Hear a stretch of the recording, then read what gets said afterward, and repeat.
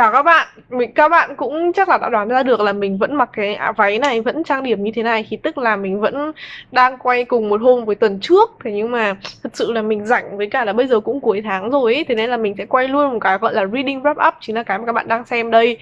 Thường thì các tháng mình sẽ wrap up bằng cách là tổng hợp tất cả những cuốn sách mà mình đọc. Thường thì con số đấy lên quá, con số 10. Nhưng mà tháng này thật sự là như mình chắc là cũng đã nói ở nhiều video và ở nhiều cái live của mình, thì thật sự là mình không đọc được cái gì cả. Con số mà mình đạt được ở tháng này rất tiếc, chỉ là 4 cuốn sách.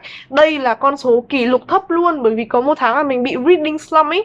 Mình thậm chí còn được 6 cuốn hay sao ấy, mà tháng này mình được kỷ lục thấp là 4 cuốn sách. Thì các bạn biết là tình trạng đọc của mình dạo này đang như thế nào. Thế nhưng mà mình cũng muốn chia sẻ cả 4 cuốn sách này với các bạn. Và ngoài ra thì mình sẽ cộng thêm 2 cuốn sách mà mình đang đọc dở trong tháng này.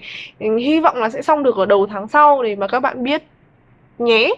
Ok, vậy thì bắt đầu với 4 cuốn sách mà mình đã hoàn thành, may mắn thay. Đầu tiên sẽ là cuốn sách A Song of Achilles. Chắc là các bạn cũng đã biết đến cuốn sách này rồi, bởi vì mình gào nhiều quá mà. Mình nói rất là nhiều về cuốn sách này. Thì đây là một cuốn sách kể về câu chuyện của Achilles và Patroclus.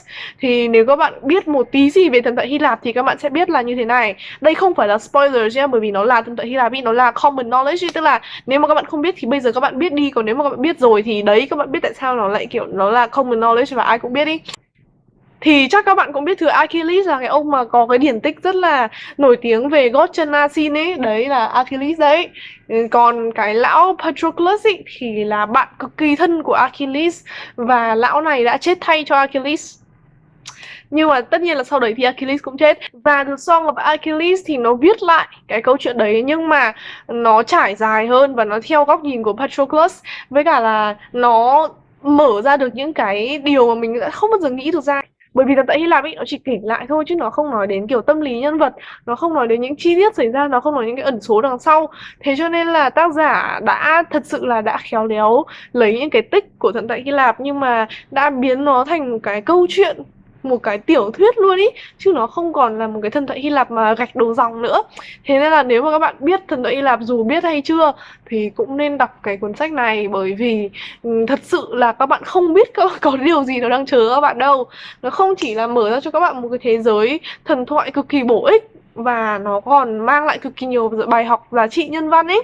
Và mình sẽ không spoil bất cứ một cái gì liên quan đến Patroclus cả. Thật sự các bạn phải đọc đi ấy, mình thề là nó cực kỳ hay luôn, về tâm lý nhân vật và về tình tiết nữa. Và tin vui cho tất cả mọi người là có vẻ như Wings Books nhà chúng ta lại đang dục dịch chuẩn bị mua bản quyền, hay là chuẩn bị dịch The Song of Achilles mình không biết. Nhưng mà nếu như mà cuốn sách này mà về được Việt Nam ấy thì mình sẽ nhảy cẫng lên luôn ý. Mặc dù sắp tới mình sẽ không ở Việt Nam để mà đọc nữa, thế nhưng mà thật sự mình rất là mong chờ cuốn sách này được lưu truyền ở Việt Nam ấy, nó rất là đáng ấy. Cuốn sách thứ hai mà mình đọc lại là một cuốn sách mà rất là nổi tiếng với các anh chị nước ngoài, và mình nhớ là chị Hà Khuất, có phải chị Hà Khuất không nhỉ, hay là chị Never Blossom ấy, một trong hai người này thôi. Rất là thích cái cuốn sách này. Nó tên là Sadie của Courtney Summers. Có rất là nhiều người mà mình biết ở nước ngoài, rất là nhiều các anh chị booktube nước ngoài cũng thích CD ấy, và mọi người cũng đặc biệt khuyên là nên nghe audiobook, tức là bản sách nói của cuốn sách này. Nhưng mà rất tiếc là khi mà mình nghe thì mình không cảm thấy nó hay đến thế. Mình nhớ là mình đã cho cuốn sách này 3 sao, bởi vì nó không để lại ấn tượng sâu sắc với mình đến như thế. Thật sự là cái cốt truyện nó quá là nhạt nhẽo ấy, và đến cái đoạn cuối cùng thì nó không thỏa mãn. Mình chỉ cảm thấy nó hay bởi vì nó cố gắng truyền tải những cái thông điệp nhân văn ấy, chứ còn về mặt câu chuyện thì mình thật sự không thấy nó hay một chút nào cả. Nhưng mà cuốn sách này có liên quan tới rape và có liên quan tới những cô gái trẻ tuổi, nên là nếu mà các bạn muốn đọc xem là ở cái thời bằng tuổi mình và hơn hơn một tí thì ở bên Mỹ họ đang làm cái gì, họ đang phải trải qua những cái chuyện gì, thì các bạn cũng có thể đọc cái quyển sách này. Nó khá là chân thực, nó lột tả những cái thứ mà trong đời sống có thật luôn ý, nhưng mà thường thì người ta không dám viết thành một cuốn sách như thế. Thế nhưng mà CD đã làm được điều đấy. Giống như kiểu hồi xưa có một quyển tên là The Hate You Give của Angie Thomas ý, và ai cũng thích ý, nhưng mình cũng không thích, bởi vì hai cái cuốn sách này mình thấy là đều được viết nên để đưa lại một cái bài học gì đấy nhiều hơn là để cho người đọc cảm thấy enjoy, cảm thấy vui vẻ, cảm thấy thích cái cốt truyện ấy. Tóm lại là cái bài học thì ổn, nhưng mà cái cốt truyện thì mình thấy chán. Và tiếp theo là hai cuốn sách của bác Thử Kim Trần mà mình đang tiếp tục đọc. dựa theo những cái gợi ý của anh Vui Lên. Nếu mà các bạn chưa xem cái video này thì mời các bạn xem đi. Với cái lý do là đa phần tất cả những cái cuốn sách trinh thám Mỹ mà mình đọc thì thật sự rất là chán. Các bạn có thể tham khảo thêm những cái cuốn sách trinh thám mà mình đã giới thiệu ở một cái video khác, thì các bạn sẽ hiểu tại sao mà bây giờ mình lại đọc rất là nhiều của bác Tưởng Kim Trần như thế.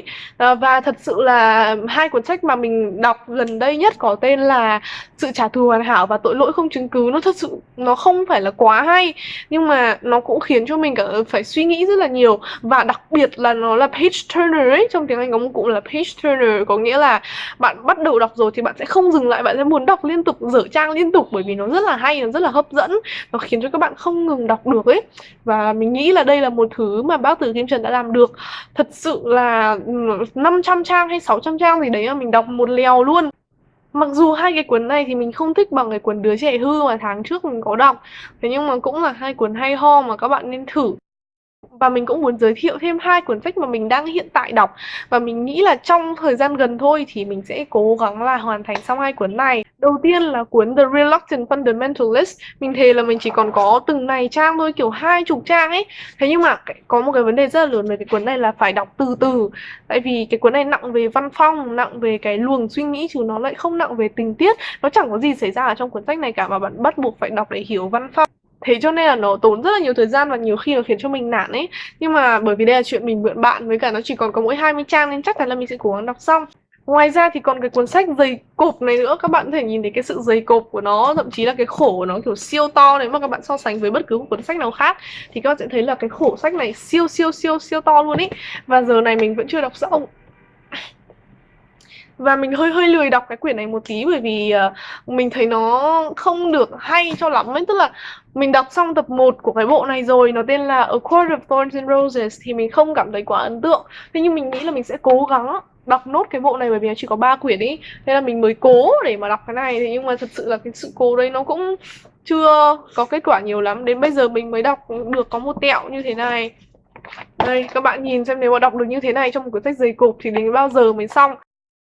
Các bạn thấy là mình đã nói hết cả 6 quyển sách rồi, mà rốt cuộc thì thời gian nó vẫn còn rất là nhiều ấy. Thì các bạn có thể thấy là tháng này mình đọc thật sự rất là ít. Bình thường mấy cái wrap up này nó phải hơn 10 phút ấy, nhưng mà có vẻ hôm nay sẽ không được đến 10 phút rồi. Dù sao thì cũng cảm ơn các bạn vì đã xem cái video này. Và tuần này thì mình nghĩ là các bạn nên nghe Em Dạo Này của Ngọt. Mình không biết tại sao mà dạo này mình nghe rất là nhiều Ngọt ấy. Nghe đồn là Ngọt sắp ra album mới vào đúng tháng sinh nhật của mình. Mình hy vọng là mọi người sẽ cho Ngọt một cơ hội nếu mọi người chưa nghe bao giờ. Và nếu mà nghe rồi thì nghe lại đi, bởi vì có sắp ra album mới ấy, không biết nữa. Mình cứ tự nhiên mình thích thôi thì mình nghe lại thôi. Nên là chúc mọi người một ngày vui vẻ.